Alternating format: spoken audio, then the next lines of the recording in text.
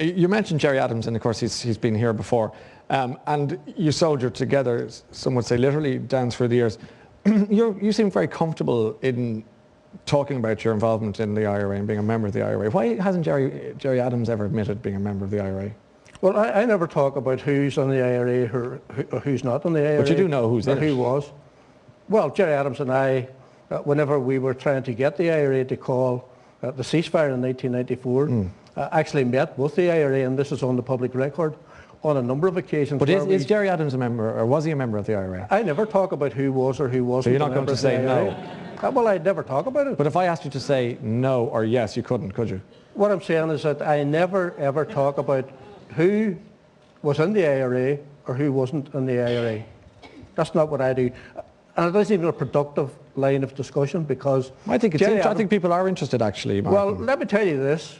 There wouldn't have been this peace process without Gerry Adams. No, that's not the point. The point is admitting to being a member of an organisation. A lot of people on this island are curious to know whether, or why he can't say, yes, I was there, times have changed, I'm a peacemaker now. I don't think the people of West Belfast are that curious about whether or not Gerry Adams was in the area. But I was thinking about the island, as you know, as a united island. He gets the largest vote of any elected representative not arguing that. On the island of Ireland, because people trust him. They see him as an Irish Republican. Anyway, look, there's no point in going on, because as you've made your point on that, so we'll move on. Okay. We can only draw conclusions. Meanwhile, Gerry Adams is taking a trip down south soon to run in the general election here. Do you see him being elected? Well, I certainly have a considerable degree of confidence that he will be elected. I was part of that decision. Yes. I think it's very important that the leader of Sinn Féin is elected to a constituency in the south, and is full-time in that constituency and in Leinster House. And what would be Sinn Féin's major approach to fix our very sick and ailing economy? Well, I think that, quite clearly we have a situation where the IMF and the European Central Bank have come in here. Yes. And as a result of that, we have seen economic sovereignty taken away from us. So do you say tax, spend? No, I say we have produced our proposals. Yes. They've been costed by the Department of Finance and by very experienced economists. Yes. Many of whom believe that it is the best approach. For example, the situation where we do believe that 4 billion could be raised by taxing the wealthy. Okay. Where 7 billion could be raised by a one-off award from the National Pension Fund, where other funds could be raised to, for example, in the course of 2011, pay off something like 4.6 billion, reducing the deficit to around 10%. Can I ask you about the fact that I've spoken in the seat that you're in now in the past 18 months to Enda Kenny, putative Taoiseach, all things going the way the polls suggest. I've spoken to Eamon Gilmore, again putative Taoiseach. And both men, leaders of the Labour Party and the Fine Gael Party, have said that they will not do business with Sinn Féin, which is an unusual thing, I suppose, in some ways, because the numbers, if we were to follow them, suggest that Sinn Féin may well play a role in the shake-up of the numbers. Why are they so reluctant to do business with Sinn Féin here when they seem to be quite happy to watch you go into government with the likes of Ian Paisley? What is their problem, as you see it? Probably they know that I'm reluctant to do business with Fine Gael or Fianna Fáil, and would not be prepared to go into government with either of them. Yeah.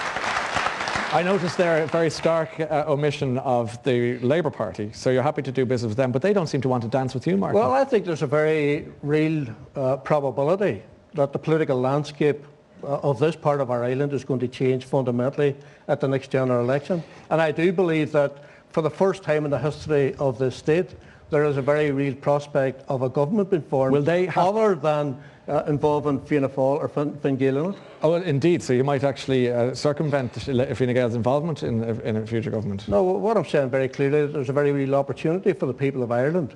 And I mean, I canvassed extensively in the Donegal South West by-election for Pearse Doherty.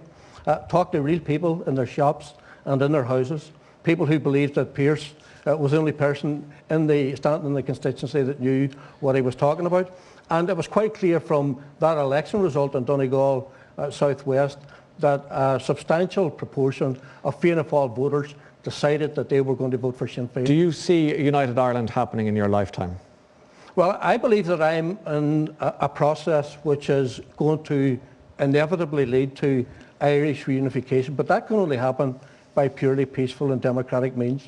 And I have dedicated my life to making that happen. In your lifetime, United Ireland? Yeah, certainly I think it can happen in my lifetime. Yeah, I intend to How long do you intend to live for? I intend to live a very, very long time. Well, and just on that point, and diverting a wee bit from serious matters, I have a friend who's 104 years old, Molly Gallagher from Ardra, and she's presently ill in Letterkenny Hospital, and I want to send her, we wish her well tonight. Speedy recovery. And are you still in touch with Ian Paisley?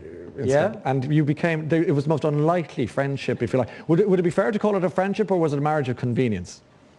Well, I think initially Ian had a big decision to take as to whether or not he was going to come into government with Sinn Féin. Remember, up until March 2007, we never had a conversation about anything. But whenever we sat down together, one of the first things Ian Paisley said to me was, Martin, we can rule ourselves. We don't need these direct rule ministers coming over from England telling us what to do. Well, you're both agreeing on that one. Will you welcome Queen Elizabeth if she decides to choose to visit the Republic of Ireland? I haven't even given it any thought because I don't know if she's going to visit or not. It's a matter for the President to see whether or not she's going to invite her. Now, Martin, that's a yes or no now. Well, don't mind Jerry and the IRA. That's a yes or no. Let me tell you how I feel about the British royal family. And I'm in no way bitter in terms of my thought processes or where we need to go on this island, because I think that we've done a mountain of work, and Peter Robinson and I and Ian Paisley have worked very closely together for the betterment of all the people of this island, and I think that's been accepted generally. So what's the answer? Well, the answer is this, is that the British royal family, for example, are commanders-in-chief of the parachute regiment. Right. I have never heard either Queen Elizabeth or any of her sons say anything about what happened in the course of the murder of 14 people on the streets of my city. You want an apology from the royal family before you're in a position to categorically welcome the Queen here to the Republic of Ireland? No, well, I mean... That seems to be what you're saying. Well, quite apart from that. But can I fairly deduce that from what you've just said? No, you can fairly deduce from that I would not be enamoured, for want of a better word, by a visit from the Queen of England. I'm not a monarchist. I understand that, Martin. Now, in fairness, you've made that point down through the years more than once. Okay. We have to leave it there. I know you're a keen fisherman. I think in a week like this, you're probably glad you're not a golfer. Yeah, I think sometimes people should consider what sport they take up. Fishing, and fishermen and women are much more close-mouthed than a lot of golfers. Yeah, I take that point. It's been good to see you. Thanks for coming to see us this evening. Ladies and gentlemen, Martin McGuinness. Thank you.